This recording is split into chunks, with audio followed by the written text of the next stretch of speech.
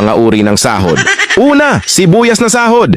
Ito yung sahod na kapag hinati-hati mo sa gastusin, mapapaluha ka. Pangalawa, pampapayat na sahod. Ito yung sahod na habang tumatagal, pakonti ng pakonti, ang natitirang pangkain mo. Pangatlo, magic sahod. Ito naman yung sahod na konting kumpas lang ng kamay at abracadabra, wala na siya. Pang-apat, malabag yung sahod. Ito yung sahod na di ka sigurado kung kailan ito darating at kung gaano ito tatagal. Panglima, corning pelikulang sahod. Ito naman yung sahod na tinatawanan mo na lang para di ka mabwisit. Pang-anim, konserbatibong sahod.